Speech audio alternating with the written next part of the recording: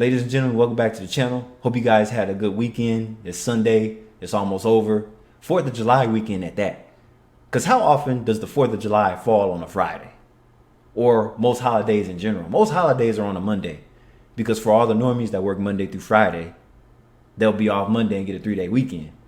My weekends are 4 days off anyway, so I'm set regardless. But anyway, going to the club. See, in America, most nightclubs are the sketchy clubs, right? There's not a lot of luxury clubs in America, let alone the big cities. Now, if you go to places like China and Japan, the clubs will be better over there, right? Even let alone Hong Kong and other large Asian cities. But there's different levels over there. If your looks don't replicate the environment, you're going to be paid to leave by the host, in which I'll make a career out of. That's good side hustle money. You'll make more money doing that than an Uber or Lyft driver or delivering food. So fuck those side gig jobs. I want to be paid to get kicked out the clubs. Anyway, let's hear some stories. Whether you go clubbing or not has absolutely nothing to do with me. Like the saying goes, I may not be a fan, but I'm not dumb enough to stop you from spending your money, let alone stop others from going. Clubbing is a legal form of entertainment, and everything you consume there is heavily taxed. So in a way, you're burning yourself to light up others. It's just like luxury goods. If you've got the money, go buy Louis Vuitton or Gucci and pay the crazy taxes. If not, grab a wallet from a cheap local store. That's life. But now imagine this. What if I told you that some people are using the same Hermes bag you spent thousands on, without paying a single cent? It's called sponsorships. While you idiots is out here spending money on all these luxury brands, there's people rocking it to represent the company for nothing. So let that sink in. Wouldn't you feel a little stupid? Like the thing you saved up for just lost all its value? You might even regret buying it. Well, that's exactly what happens with drinks in high-end nightclubs. And another thing about not just nightclubs, a comedy club. Yeah, you got in for free, but there's a 2-drink minimum. You're going to have to spend money on something. You didn't pay for the admission, but you have to spend money once you get in there.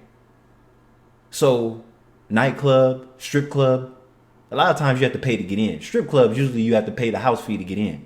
And let alone the strippers have to pay for the night too as well. So strippers have to pay to work there too. So there's levels to all this. Whether it's illicit entertainment or legal entertainment, you're going to pay somehow. While you're there dropping 3,000, 5,000, sometimes even 10,000 yuan on drinks, Shit. the table right next to yours is drinking the exact same thing. For free. I host a lot of couch surfers, people traveling the world by staying in strangers' homes. Some are just tourists hopping from one city to another. Others come to China for work or school and settle down for a while. When they pass through Hangzhou, a few of them stay at my place. One guy was chatting with me when he paused to answer a message. His friend had just invited him to one of the most famous and expensive clubs in the city. I asked, "Are you going?" He said, "Nah, I went last night. I'm wiped." Then he showed me a bunch of photos from the night before. Glamorous crowd, expensive drinks, flashing lights, the whole scene. Then he looked at me and asked, "Do you want to go? I can take you." I laughed and said, "Not a chance. Clubs like that? Way out of my league. Just hearing about the prices gives me a headache." And then he gave me this sly little smile and said, "You know why we foreigners go to these clubs so much? Because we don't pay." I'd heard rumors, but hearing it directly from someone hits different. He explained, "You Chinese guys go to clubs and stand still. We foreigners go in, dance, have fun, make a scene. Club owners give us free drinks to create a vibe and attract the locals to spend." I said, "Sounds like a side gig. You work the crowd, and drinks are your pay." He laughed, sort of, "But it's not really payment. We don't get money, just free alcohol." I asked if it was some kind of secret. He said, "Technically, yeah. The paying Chinese customers don't know we're just there to liven up the place. But I don't care. I'm not doing it for money. He's an engineer, makes good money back home. He told me he's never been to a club in his own country. And it's like I said earlier in this video, most clubs are pretty much in a shitty environment, let alone, like, for instance, the ones in California, Atlanta, a lot of times they're in locations where you're most likely to get shot when you're walking out, or somebody broke into your car, just some typical fuck shit that goes on. So a lot of times the clubs in America are usually located in a bad area. I can't speak on Canada and other countries, but like I said, if you go outside of America to other first world countries, you could probably find better clubs to go to. Like, let's say Vegas and Atlanta might be a little different, but in California, the clubs don't even pop like that. LA, San Diego, there's more millionaires in Asian countries than there is here in America. So there'll be more higher end things over there to attend to, lounges and nightclubs. So, and all this is business, it's promotion. People used to go to the clubs to holler at women, but then have you noticed the most attractive women there? A lot of times they work for the club. So really it's a scam. Said he preferred to spend his money on learning and traveling. But in China, he goes out all the time and doesn't spend a thing. And that's when I shared my own story, because I've been kicked out of a club before. Yeah, actually kicked out. Not because I caused trouble. Not because I was drunk. I had money and was ready to spend. But the manager came up to me and said, with a straight face, "Your appearance doesn't match the atmosphere." Just like that. And that's when I finally understood the brutal difference between regular clubs and these ultra-exclusive ones. In a normal club, if you've got money, you're welcome to stay. Your money matters. But in these top-tier places, they don't care about your money, because just 2 or 3 people in the room, sons of politicians, heirs of massive companies, can drop enough cash in a single night to cover the club's expenses for the entire month. And another thing, if you have to wait in line to go into a club, you're basically nobody. Because if you think about it, the non-luxury clubs, the regular sketchy clubs, hole-in-the-wall clubs with poor ventilation and just stinks in there, a lot of people in there are broke. You have to remember that. They're average people. So if you have to stand in line and pay to get in, you're pretty much already dead in the water. If you can't walk up to the bouncer and get let into the club just like that, there's really no point of going to these clubs. It's a waste of time. So the logic is different. The owner's not trying to please the masses. He's trying to keep those 2 or 3 VIPs happy. And if you don't contribute visually to their ideal environment, you'll be asked to leave, even if your wallet's full. And guess who does contribute to that image? Good-looking foreigners drinking for free. It's a system, a business model. Whenever new international students arrive, upperclassmen take them straight to the clubs and introduce them to the owners. It's all organized. Among foreigners, it's an open secret. And that's why I'm telling you this. Because before you go out and drop thousands on a table, you deserve to know the truth. And if after hearing all this you still want to go clubbing and spend your money, hey, that's your call. But here's a suggestion. Ask for a receipt. At least make sure they pay their taxes and your money serves some purpose. See you around. Wow, he cooked. But then you idiots still want to go out and do this shit. For me, I only go to the clubs when I'm in another country. I live in the Bay Area in California. All the clubs are shit. And I wouldn't dare show my face in there no more. I used to, but now that I'm older, I feel like it's a waste of time. And I know how to be around the people I really want to be around, because most of those people out there in the club, like I said, they ain't about shit. So, and a lot of the people that are in those clubs still live at home with their parents. Nothing wrong with that, but I'm just saying, if you're close to 40 like me, it's just not good enough for me. Let me tell you what happened the other night. Honestly, I wasn't even planning on going out. It was one of those nights where you just want to stay home, order some food, scroll through YouTube, maybe fall asleep watching a documentary you won't finish. But then my friends started blowing up my phone. We're going to this exclusive club downtown. Super fancy. New spot. Big crowd. Let's go. I told them I wasn't feeling it. I gave all the classic excuses. I'm tired. I've got work tomorrow. I just washed my hair, whatever. but they weren't having it. Come on, man. You're always the funniest one. We need you there. We'll even pay your cover. Just bring the car. And look, I'm not made of stone. The idea of getting out a little, socializing, maybe even living a little, it kind of started to grow on me. So I gave in. I ironed my best polo shirt, found a pair of jeans that still fit without begging, sprayed on some cologne I got as a Christmas gift in 2019, and off we went. When we pulled up, I already knew I didn't belong.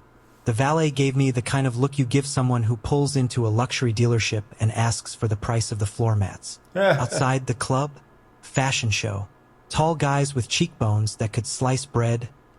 What the hell? Cheekbones that can slice bread? Girls with designer dresses and heels that defied physics. Meanwhile, I'm out here representing the well-fed but good-hearted demographic. But we got in. Bottle service, loud music, lighting that made everyone look like they belonged in a magazine. And for a little while, I was actually having fun. I was vibing. I didn't even feel that out of place anymore. Then I spotted a girl standing near the bar. She seemed a little bored, scrolling through her phone. And see, that's another thing about going to the club in this generation. See, a while back, let's just say 20 plus years ago, even the early thousands, guys only went to the club to talk to women. But when you go to clubs now, people aren't even dancing like that anymore. They're all on their phone, standing against the wall or in the middle of the room, just doing nothing. I'm like, you guys could have did this at somebody's house. Why would I waste time making somebody else's rich looking at my phone in somebody else's venue? I could have did that shit in the park. It's a waste of time. And I thought, you know what? Be brave. Worst case, she says no. So I approached her, kept it respectful, tried to start a light conversation. She looked up at me, gave me a half smile, and said something polite, but clearly uninterested. Stung a little, but it wasn't the end of the world. I walked away thinking, okay, at least I tried. But then, 10 minutes later, 2 security guards in suits came walking directly toward me. Now, I've never been kicked out of anywhere, not even a McDonald's. So I thought, maybe they were looking for someone else. But no, it was me. They asked if they could speak with me privately, and I followed them out of curiosity more than anything. One of them looked at me very calmly and said, "Sir, we've received a few complaints. Your appearance doesn't quite match the environment here. A few guests have expressed discomfort." I had no words. I wasn't drunk. I wasn't rude. I wasn't even dancing badly. I was just apparently visually unpleasant. And then came the offer. "We'd like to offer you $400 to leave quietly. No." Now, if you act a fool after they said that they'll pay you $400, something's wrong with you. I think they do that so then you don't ruin it for everybody else, because some people get very offended in their feelings. People crash out because they get kicked out of a club. No scene, no issue. Just a smooth exit. At first, I thought it was a joke. But no, they were serious. Yeah. I mean, they were basically paying me to stop lowering the overall attractiveness of the building. So what did I do? I said, "Where do I sign?" Took the money, walked outside, called a ride home. While my friends were inside still spending, still trying to impress people who weren't even paying attention, I was heading home with more money than I walked in with. See, what did I say earlier? Most of the people that are going into the club are broke. These are people that are behind on their bills and shit. So most of the people at the venue, you don't want to be bothered with anyway. So it's like, to me, going to the club is a low value environment to begin with. And if you're not one of the elites, it's like, to me, being elite and showing up to a club is different because you're high value and everybody knows who you are when you step in. But if you're just as broke, living paycheck to paycheck, just like the other patrons that are in there, what is the return investment on that? And that's when it hit me. This club, this scene, it's not about how much you're willing to spend. It's about who you visually attract. In some of these places, especially high-end ones, they don't care if you're rich, funny, kind, or even famous online. They care if you fit the vibe. They care if your presence enhances the Instagram photos of the other tables. Because let's be honest, one or two VIPs in those places drop so much money in a single night, they could finance the club's rent for the next month. So everything is designed to make them feel like they're in the most exclusive, beautiful space possible. That means curated lighting, curated music, and apparently curated people. And on that night, I just wasn't part of the aesthetic. Nope. But I wasn't mad. I was paid to leave. I got home, ordered the biggest combo I could find, watched a rerun of a show no one talks about anymore, and fell asleep feeling strangely victorious. The next morning, my friends texted, "Bro, you left early. You missed out. That party was fire." And I just replied, "Not really." Fuck that party. I got paid and left with more money than I came with. Let alone y'all left broke. You had a good time, but you left broke. I left early and I got paid for it. So really, I had the better time because most people don't even make $400 a day on a 8-hour Monday through Friday job. So this is a come up. I do this shit every weekend. If I had a Monday through Friday job, I'll just look for high-end clubs to go to just to get kicked out. Damn right, I said it on the internet. I think I had the most profitable night of all of you. Sometimes not fitting in pays better than trying to. And if that's not a modern-day parable, I don't know what is. Yeah. You don't have to ask me twice to leave if you paying me $400. Toodles. Anyway, I mean, this ain't really nothing to learn from. I mean, if you guys don't realize that the club life is all business and not, it's just all just shits and giggles. It's just a setup. It's a facade.